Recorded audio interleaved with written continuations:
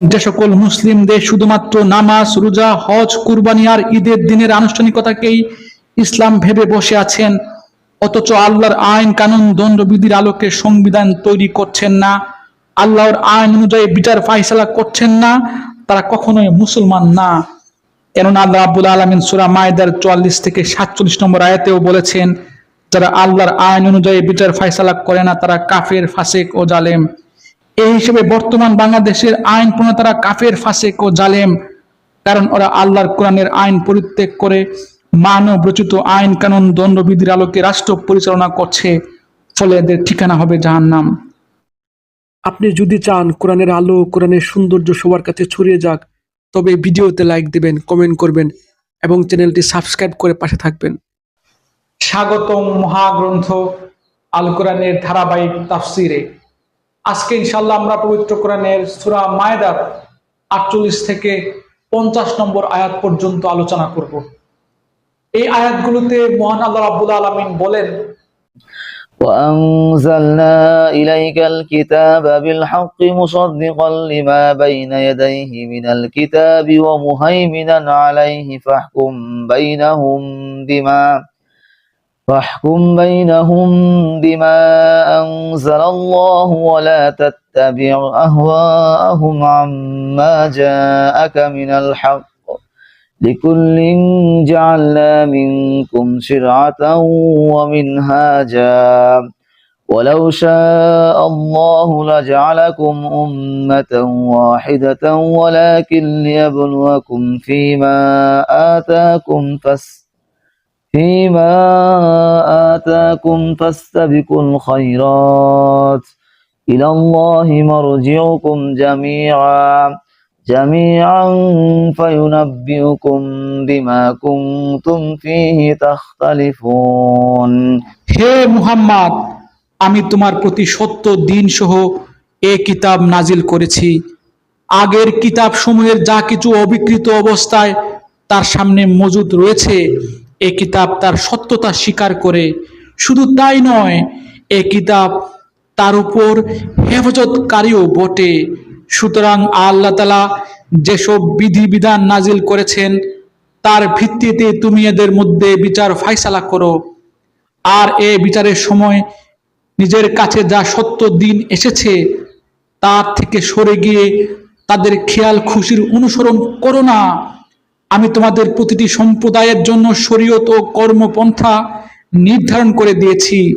আল্লাহ তাআলা চাইলে তোমাদের সবাইকে একই উম্মত বানিয়ে দিতে পারতেন, বরং তিনি তোমাদের যা দিয়েছেন তার ভিত্তিতে তোমাদের যাচাই বাছাই করে নিতে চেয়েছেন।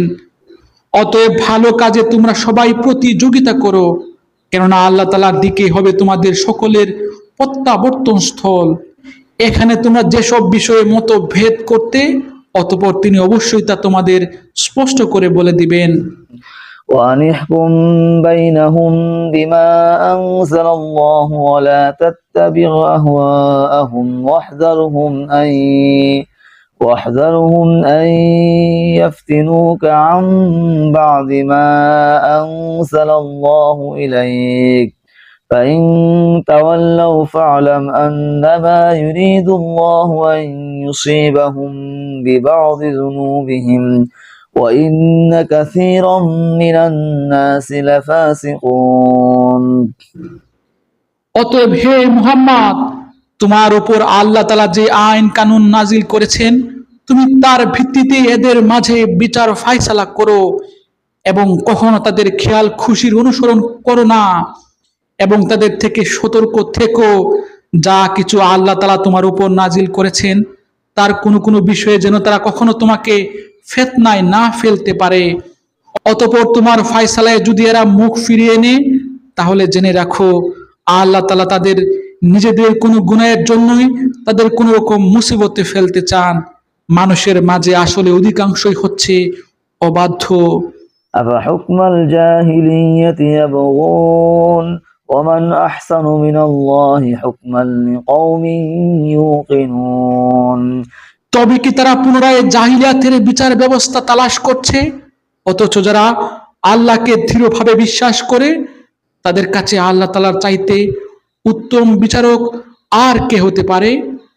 আলহামদুলিল্লাহ, চমৎকার তিনটি আয়াত। এই তিনটি আয়াতে আল্লাহ রাব্বুল আলামিন বলেছেন, হে মুমিনগণ, তোমরা কি জাহিলিয়াতের তৈরি পথভ্রষ্ট মানুষের তৈরি আইন কানুন দণ্ডবিধির আলোকে রাষ্ট্রের বিচার ব্যবস্থা প্রতিষ্ঠা করতে চাচ্ছ?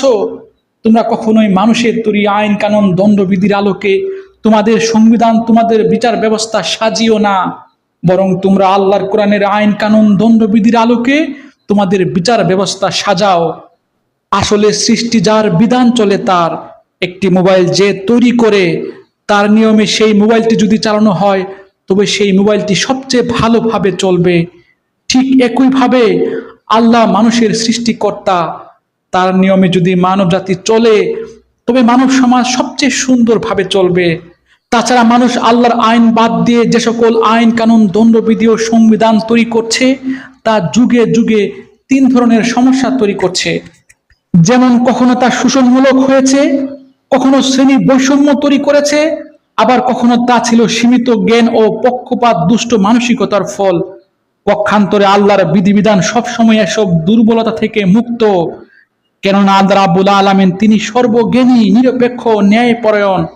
তার আইন কানুন দণ্ডবিধি সর্বোত্তম, টেকসই এবং মানুষের প্রকৃত কল্যাণের উপযোগী। এখন যে সকল মুসলিম দেশ শুধুমাত্র নামাজ, রোজা, হজ, কুরবানি আর ঈদের দিনের আনুষ্ঠানিকতাকেই ইসলাম ভেবে বসে আছেন, অথচ আল্লাহর আইন কানুন দণ্ডবিধির আলোকে সংবিধান তৈরি করছেন না, আল্লাহর আইন অনুযায়ী বিচার ফায়সালা করছেন না, তারা কখনোই মুসলমান না। কেননা আল্লাহ রাব্বুল আলামিন সূরা মায়েদার 44 থেকে 47 নম্বর আয়াতেও বলেছেন, যারা আল্লাহর আইন অনুযায়ী বিচার ফায়সালা করে না, তারা কাফের, ফাসিক ও জালেম। এই হিসেবে বর্তমান বাংলাদেশের আইন প্রণেতারা কাফের, ফাসিক ও জালেম, কারণ ওরা আল্লাহর কোরআনের আইন পরিত্যাগ করে মানব রচিত আইন কানুন দণ্ডবিধির আলোকে রাষ্ট্র পরিচালনা করছে, ফলে এদের ঠিকানা হবে জাহান্নাম। এ হলো আলোচ্য আয়াতগুলোর বার্তা। আল্লাহ রাব্বুল আলামিন আমাকে সহ আপনাদের সবাইকে আলোচ্য আয়াতগুলোর বার্তা হৃদয়ে ধারণ করার এবং আলোচ্য আয়াতগুলোর শিক্ষা আমাদের সমাজে বাস্তবায়িত করার তৌফিক দান করুন। এই প্রত্যাশা এখানে শেষ করছি। ধন্যবাদ।